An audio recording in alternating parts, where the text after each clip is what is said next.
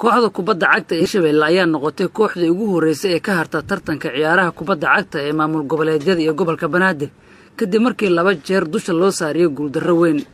ciyaar ay galabta la ciyaareen dhalinyaro matalaysa Galmudug ayaa looga adkaaday 2-1 taasoo ka dhigan in Galmudug ee tartanka ka cirib tirtay dhigeeda Hirshabelle.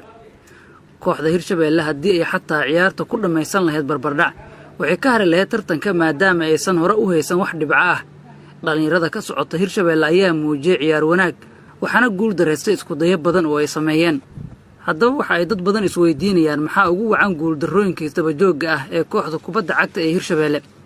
dadka ka faalooda arrimaha ciyaaraha ayaa qaba inay sabab u tahay qodobadan. 1.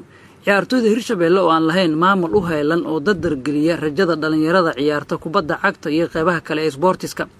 2. diyaargarow la'aan weyn oo ka muuqatay kooxda waxaana dhibaatooyinka ka muuqda ee la taaban kara ka mid ah inaysan helin garoon roog ah oo ay ku ciyaaraan ka hor inta aysan imaan Muqdisho iyo markii ay soo gaareen kadib. 3. cidda soo xushay kooxda oo aan samaynin xulis dhab ah waxaana dadka qaar la sheegay in lagu keenay nin jeclaysi. 4. dhalinyarada oo laga keenay Hiiraan, Shabeellada Dhexe iyo Muqdisho aan is aqoonin isla markaana aanan lahayn isfaham kubadda cagta ah. 5. dhiirigelin la'aan xagga maamulka ah marka laga reebo taageerayaasha madaxweynaha oo Facebook ku soo qorayay iyo xildhibaano ka tirsan baarlamaanka federaalka ah ee Soomaaliya oo habeen casho campaign ah u sameeyay xubnahan dhalinyarada ah. maamulka Hirshabelle ayaa dhan walba ka wajahaya dhibaatooyin badan kuwaas oo ay muuqato inaysan jirin cid isku howshay sidii looga bixi lahaa.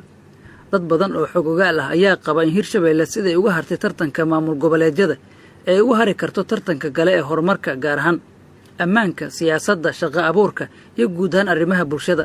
dadka aragtidaasi qaba waxaa ka mid ah xildhibaan Cabdullaahi Goodax Barre oo qoraal oo galabta soo dhigay bartiisa Facebook ku sheegay in Hirshabelle ay wajahayso halisyo badan. waxaan badan ayaa garoonka isqabsaday, sacab badan oo taageerayaasha Galmudug ayaa garoonka isqabsaday. way soo laabteen Galmudug, way soo laabteen geesiyaashu, waasay soo noolaadeen ciyaartooyda Galmudug.